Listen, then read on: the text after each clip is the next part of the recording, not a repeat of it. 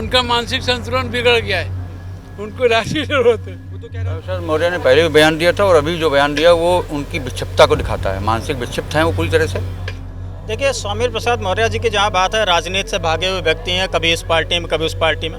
उनको एक स्टेटमेंट चाहिए अपनी राजनीति को चमकाने के लिए, जो उन्होंने करने का प्रयास किया। लेकिन सनातन धर्म, सनातन संस्कृति पे जिस तरीके से कुठाराघात उन्होंने किया है, ना पूर्व में हमने कभी किसी का बर्दाश्त किया था, ना इसको बर्दाश्त करेंगे। उनकी स्थिति यही है कि जब आदमी परेशान हो, मानसिक रूप से परेशान होता है, किसी न किसी रूप से मीडिया पेपर में छाने के लिए बोलता है। अब उस ऐसे व्यक्तियों के लिए क्या कहा जाए? लखनऊ में पूरे धूमधाम के साथ बड़ा मंगल मनाया जा रहा है, लेकिन इसी बीच समाजवादी पार्टी के नेता हैं स्वामी प्रसाद मौर्य, उनका एक बयान आया है जिसको लेकर लोग जो है वो लगातार विरोध करते नजर आ रहे हैं। हमारे साथ बात करने के लिए सनातन महासभा के तमाम पदाधिकारी हैं, आज हम इनसे बात भी करेंगे। जरा सबसे पहले आपसे समझना चाहेंगे कि स्वामी प्रसाद मौर्य हैं समाजवादी पार्टी के नेता, एक बयान दिया है उन्होंने कि साधु संतों के भेष में घूमने वाले ज़्यादातर लोग आतंकवादी हैं, कैसे देखते हैं? स्वामी प्रसाद जी के नज़र में जो भी हो, लेकिन क्या रामभद्राचार्य जी आतंकवादी में से आते हैं क्या? बड़े बड़े विश्वविद्यालय जो खुलवाए गए, संस्कृत विश्वविद्यालय खुलवाए गए, और आपका महामना मदन मोहन मालवीय भी भगवा वस्त्र धारण करते थे, क्या वो आतंकवादियों में से थे? सनातन महासभा जो है वो लगातार विरोध कर रही है स्वामी प्रसाद मौर्य के इस बयान को, किस तरह से देखते हैं, क्या कुछ कहना चाहिए? सर मौर्य ने पहले भी बयान दिया था और अभी जो बयान दिया वो उनकी विक्षिप्तता को दिखाता है, मानसिक विक्षिप्त हैं वो पूरी तरह से। और सनातन राष्ट्र और हिंदू राष्ट्र की बात जहाँ तक की जाती है, वो सन 47 में जब देश आज़ाद हुआ था तो दोनों को अलग अलग कर दिया गया, वो मुस्लिम राष्ट्र बन गया और ये हिंदू राष्ट्र बन गया। तो हिंदू राष्ट्र था, हिंदू राष्ट्र है, हिंदू राष्ट्र ही रहेगा। भगवा की जहाँ तक बात आती है, जब हिंदू की बात आती है, सनातन की बात आती है, तो भगवा हमारा महत्वपूर्ण, सबसे महत्वपूर्ण रंग आता है। उस पर हम जो है अपना प्रतिनिधित्व दिखाते हैं समाज को, राष्ट्र को और पूरे अंतर्राष्ट्रीय स्तर पर, तो वो तो हम लेकर ही रहेंगे, उस पर ही हमारा काम होना है। और विक्षिप्त लोगों से हमें कोई दिक्कत नहीं है, वो विक्षिप्तता अपनी दिखाते रहें। भैया क्या लगता है, एक और राजधानी वासी जो है वो बड़े मंगल की धूम है, सब लोग इस समय श्रद्धा भाव से लगे हुए हैं प्रसाद वितरण में, दूसरी ओर स्वामी प्रसाद मौर्य का बयान आया, सनातन महासभा लगातार इसका विरोध कर रही है, किस तरह से देखते हैं इस बयान को? देखिए, स्वामी प्रसाद मौर्य जी की जहाँ बात है, राजनीति से भागे हुए व्यक्ति हैं, कभी इस पार्टी में कभी उस पार्टी में। उनको एक स्टेटमेंट चाहिए अपनी राजनीति को चमकाने के लिए, जो उन्होंने करने का प्रयास किया। लेकिन सनातन धर्म, सनातन संस्कृति पे जिस तरीके से कुठाराघात उन्होंने किया है, ना पूर्व में हमने कभी किसी का बर्दाश्त किया था, ना इसको बर्दाश्त करेंगे।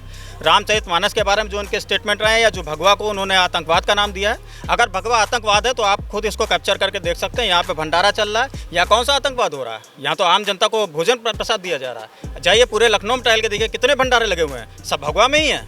तो क्या ये आतंकवाद है? ये स्वामी प्रसाद मौर्य जी के ऊपर तमाचा है।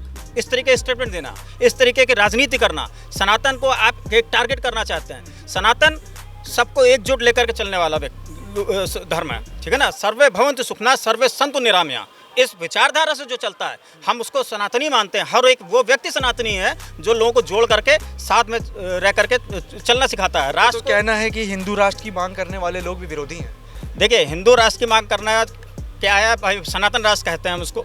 सनातन जो भी हमने कहा, सर्वे भवन्तु सुखिनः सर्वे सन्तु निरामया, जो सबको साथ में लेकर के सबके सुख के लिए, सबके स्वास्थ्य के लिए बात करता है, जो अपने स्वार्थ से पहले सामने वाले की इच्छा को पूर्ति करने का प्रयास करता है। ऐसे राष्ट्र के लिए अगर कोई विरोध करना चाहता है तो मेरे समझ से उससे बड़ा मूर्ख कोई नहीं है। तो भारत एक ऐसा समाज रहा है, ऐसा संस्कारी लोग रहे हैं जिन्होंने हमेशा अपने से पहले दूसरों का किया है, दूसरों को उठाने का प्रयास किया है। और ऐसे राष्ट्र की अगर मांग की जा रही है, ये कहीं से गलत नहीं है। क्या लगता है भैया, कोई मांग है आप लोग की विशेष? हाँ, हम लोग की मांग है कि इनको किसी अच्छे मानसिक रोग विशेषज्ञ को दिखाया जाए और इनका जो पागलपन है उसका इलाज किया जाए। तो किसी जान से मारने की भी धमकी बहुत मिल रही है। रामचरितमानस को लेकर एक बयान दिया था, उसके बाद उनका कहना है कि लाखों का इनाम रखा गया है उनके ऊपर। हाँ, वो हम लोग भी कह सकते हैं कि उन्होंने हमारे ऊपर रखा है। ये तो कहीं सुनी बातें हैं, इसका कोई औचित्य नहीं है। मुख्य बात यह है किसी असैलम में उनको एडमिट होना चाहिए, लगभग 6 महीने का इलाज होना चाहिए। जब इलाज हो जाएगा तो वो भगवामय हो जाएंगे। क्या कहेंगे? देखिए, अगर सनातन संविधान विरोधी होता तो आपको एक बहुत बड़ा मुद्दा मैं बता दूं कि हमारे यहाँ विवाह तो है, लेकिन विवाह विच्छेदन नहीं है। लेकिन हमारा संविधान कहता है कि स्त्रियों को और इसका अधिकार मिलना चाहिए कि तलाक का अधिकार उनको होना चाहिए। हमने सहर्ष स्वीकार किया, कोई विरोध नहीं किया।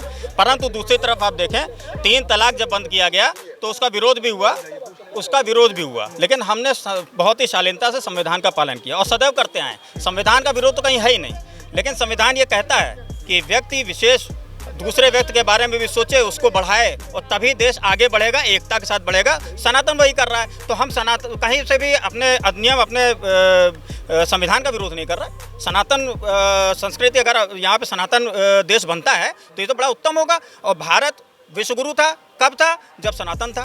सनातन देश जब था तब विश्वगुरु था। जब से सनातन देश नहीं रहा, विश्वगुरु हम नहीं रहे। क्यों? क्योंकि हम एक दूसरे को साथ में लेकर के कंधे से कंधा मिला के चलने का प्रयास करते हैं। हम जाति प्रथा पे नहीं चलते, हम कर्म पे चलते हैं। जो कर्म है आपका, अगर आपका कर्म ब्राह्मणों वाला है तो आप ब्राह्मण हैं, अगर आपका कर्म क्षत्रिय वाला तो क्षत्रिय है। तो हम तो इस तरीके से चलते हैं। हम जाति पे नहीं चलते, हम किसी जन पे नहीं चलते, हम तो कर्म पे चलते हैं। और इससे उत्तम कोई संस्कृति नहीं हो सकती। तो बिल्कुल सही है कि अगर सनातन देश ये बनता है तो कहीं से भी किसी भी प्रकार का हम कोई भी उल्लंघन नहीं कर रहे हैं। तो मौर्य जी पहले भाजपा में थे, तब उनके बयान दूसरे थे। जब से समाजवादी में गए, लग रहा है, आपने कहा अभी उनको इलाज करवाने, क्या लग रहा है समाजवादी में जाने के बाद? लोग हैं, मौका पर लोग हैं। और जैसा पार्टी का संविधान होता है, उस पार्टी के संविधान के हिसाब से बोलते हैं, क्योंकि उस पार्टी में उनको रहना है।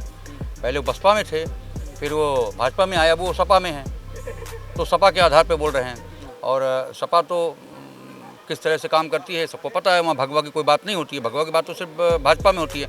और भगवा को भाजपा की बैकिंग है, भाजपा उस पर नहीं खड़ी हुई है। भगवा अपने आप में स्वतंत्र है और भगवा सनातन से जुड़ा हुआ है। सनातन सबसे बड़ी बात कहता है वसुदेव कुटुंबकम। अब इससे बड़ा कुछ हो सकता है? राष्ट्र से भी बड़ा अंतर्राष्ट्रीय हो गया कि सभी लोग सुखी हों, सभी लोग निरोगी हों। अब पूरी पृथ्वी हमारा परिवार है, तो बात खत्म हो जाती है यहाँ पर। उसके ऊपर कुछ नहीं है, उसके ऊपर सारी चीज़ खत्म हो जाती है। क्या लगता है, एक तरफ पूरे लखनऊ में बड़े मंगल की धूम है, पूरे उत्तर प्रदेश में धूमधाम से मनाया जा रहा है, वहीं दूसरी ओर एक नेता है समाजवादी पार्टी के, स्वामी प्रसाद मौर्य, एक बयान आया है। जो बयान है वो राजनीति से प्रेरित है। जिस भी दल में रहते हैं उसकी गाते हैं वो, सिर्फ पिक्चर बने रहने के लिए ऐसे बोलते रहते हैं वो। तो उनका मानसिक संतुलन बिगड़ गया है, उनको इलाज की जरूरत है। वो तो कह रहे हैं उनको जान से मारने की धमकी मिल रही है। अरे बकवास कर रहे हैं। क्या कह रहे थे सर? देखिए, पहली बात कि वो तो अपने पड़ौना क्षेत्र में इस बार विधानसभा में मात्र 78,000 वोट पाए हैं।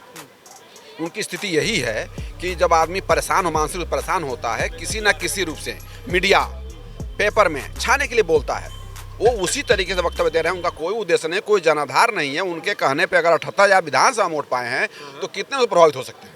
मानी बात है। तो मानसिक रूप से विचलित हो चुके हैं। अपने चर्चा रहे, हमारा जो वोट बैंक मेरा जो 18 हूँ वो बना रहे, चर्चा में आने के लिए। हम चर्चा में आने के, आप एक कॉलर पकड़ लें, टीवी दिखा दें, हम चर्चा में हो गए कि मुन्ना पढ़ने कॉलर पकड़ा, 3 दिन चलेगा, चर्चा में रहेंगे। वही उनका उद्देश्य, कोई उद्देश्य नहीं है, निरुद्देश्य कार्य कर रहे हैं। किसी प्रकार का कोई उद्देश्य नहीं है उनका, सिर्फ चर्चा में आने के लिए कुछ ना कुछ। और देखिए, बड़े छत पे ही अगर हम फेंकेंगे गुम्मा तो चर्चा में आएंगे। निश्चित बात है कि बड़ी बिल्डिंग हमारे सारा इंडिया की, अगर ठेला फेंकेंगे तो आप कवर करोगे ऊपर तक गई बिल्डिंग। उसी तरीके बड़ी पार्टी पे छोटे मेढक तक वो उछलते हैं कि चर्चा में है। उनका उद्देश्य मात्र है चर्चा में आने का, और कोई उद्देश्य नहीं है। ना उनके कहने से रामायण विलुप्त होगा, ना सनातन धर्म विलुप्त होगा। जो व्यक्ति 78,000 का मात्र जीत पाया है, पिछली बार जीते थे, भाजपा में थे तो जीते थे, अलग हुए, औकात में आ गए। तो चर्चा में उद्देश्य है कि चर्चा में हम बने रहें। आखिरी सवाल है, हिंदू राष्ट्र की मांग करने वाले क्या देश की अखंडता तोड़ रहे हैं? कहाँ ये जा रहा है? अब उस ऐसे व्यक्तियों के लिए क्या कहा जाए? हिंदू राष्ट्र, अभी भाई साहब ने बताया वसुधैव कुटुंबकम, हिंदू और सनातन शुरू ही वहीं से होता है। और हिंदू राष्ट्र की मांग करने वाला के बारे में अगर कोई कुछ कहे, जो देश ही बना हुआ है, हिंदू कुछ से लेके हिंदू का पूरी, ऐसे लोगों के बारे में, विक्षिप्त लोगों के बारे में क्या कहा जाए? ऐसे लोगों के बारे में कुछ प्रतिक्रिया नहीं की जा सकती है। तो हमने सनातन महासभा के अलावा कुछ आम लोगों से भी बात की। उनका साफ तौर पे कहना है कि समाजवादी पार्टी के जो नेता हैं स्वामी प्रसाद मौर्य, वो जिस तरह के बयान दे रहे हैं वो सिर्फ लाइमलाइट में आने के लिए बयान दे रहे हैं। उनका कहना है कि जनता जो है वो अब जान चुकी है उनकी असलियत के बारे में, और चाहे वो किसी भी दल में रहे, लोग उनको किसी भी तरह से अपना कीमती वोट देने वाले नहीं है। अटल टीवी के लखनऊ से उमंग पांडे।